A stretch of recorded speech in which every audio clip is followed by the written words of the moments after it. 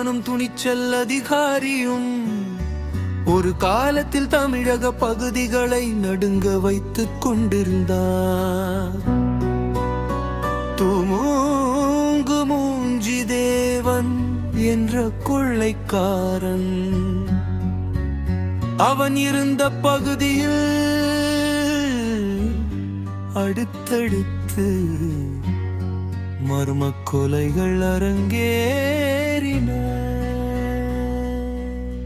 இந்த விவகாரம் தமிழக சட்டமன்றம் வரை எதிரொலித்து அரசுக்கு மிகப்பெரிய கேள்விக்குறியாகவும் நெருக்கடியாகவும் மாறியது. யார் இந்த தொடர் கொலைகளுக்கு காரணம் என்ற விவாதம் அனல் பறந்தது.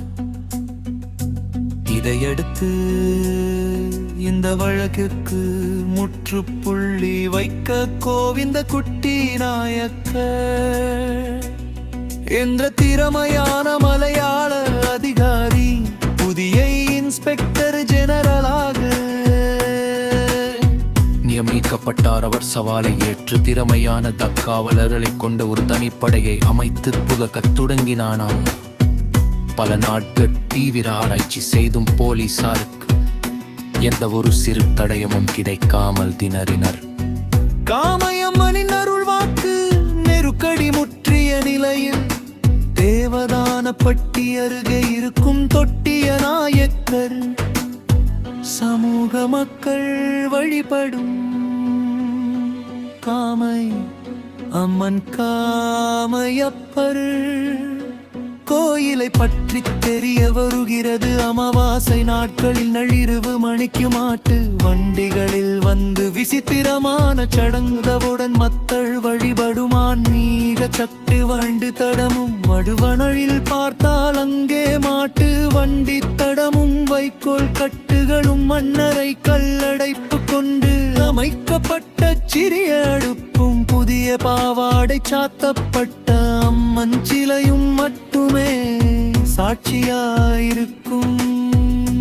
வேறு வழியின்றி கோவிந்த குட்டி நாயக்கர் அந்த கோயிலின் சாமியாடியும் குறி சொல்லுபவருமான கணேசன் என்பவரை அணுகி தன் நெருக்கடியை கூறினார். அம்மாவிடம் வரம் கேட்டு இந்த காரியத்தை முடித்து தருகிறேன் என்று சாமியாடி வாக்கு கொடுக்க, அப்படி நடந்தால் உங்களுக்கு அரசு சார்பில் ராஜ சன்மானம் பெற்று தருகிறேன் என்றார் அதிகாரி. வெள்ளிக்கிழமை பூஜையின் போது சாமியாடியின் கனவில் வந்த அம்மன் துப்பு துலக்குவதற்கான திசையை காட்டினாள்.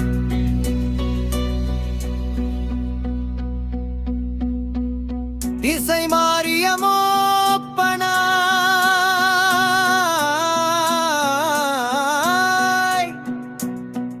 அம்மன் காட்டிய திசையில் மோப்பனாயுடன் போலீசார் விரைந்தனர். கொலை நடந்த இடத்திலிருந்து கொலைகாரனின் கைரேகை மற்றும் புனைகரை நரப்பம் பிடித்தனர். பல இடங்களை சுற்றிவிட்டு ஒரு குறிப்பிட்ட பகுதிக்கு வந்தவுடன் தன் மோப்ப சக்தியை இழந்து கொடுப்பட்டுடன் அங்கேயே வட்டம் அடித்தது அடித்தல். நகர நகர வர்க்கர் பயத்தில் மாறை மணிக்கு மேல் வெளியே வர அஞ்சினர். போலீசாருக்கும் அழுத்தம் கூடியது. மீண்டும் சாமியாடியை அணுகிய போது, அடுத்த வெள்ளிக்கிழமை வரை பொறுங்கள், அம்மன் உபாயம் செய்வாள் என்றார். அதன்படியே அடுத்த பூஜையின் கொடைக்கானல் பாதையில் உள்ள ஒரு குறிப்பிட்ட கிணற்றில் தேடுங்கள் என்று கூறி வந்தது. போலீசார் அங்கேடியது கிணற்றுக்குழி உஞ்சி தேடிய போது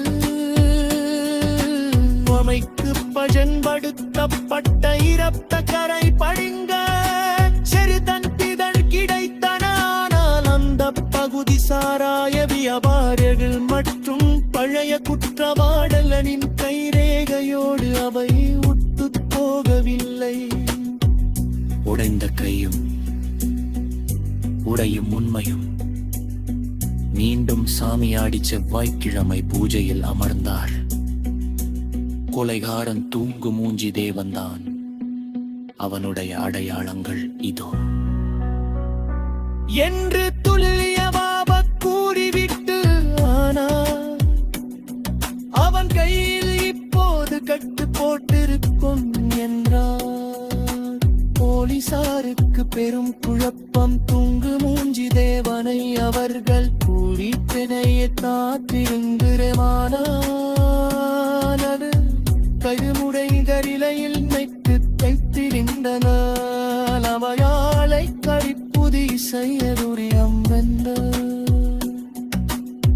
கவரிச்சமேளிக்காமல் பிடித்தது சாமியாடியும் அவன் கையுறையவில்லை. போலீஸ் அங்கே மண்ணை தவிர சில மூலிகை இலைகளை இந்த தட்டையும் வைத்து பரப்பித்த பொறித்து தர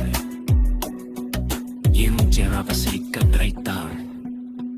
உடுமையினைக்க கோவிந்த குட்டி நாயக்கரை படை கொண்டு தொங்கிராமரை நீரு செய்கிறது சிறையும் மதைத்த ஒமன கட்டை கை கோபிக்க பாட்ட போதி சாமியாடி சன்மனம் படியே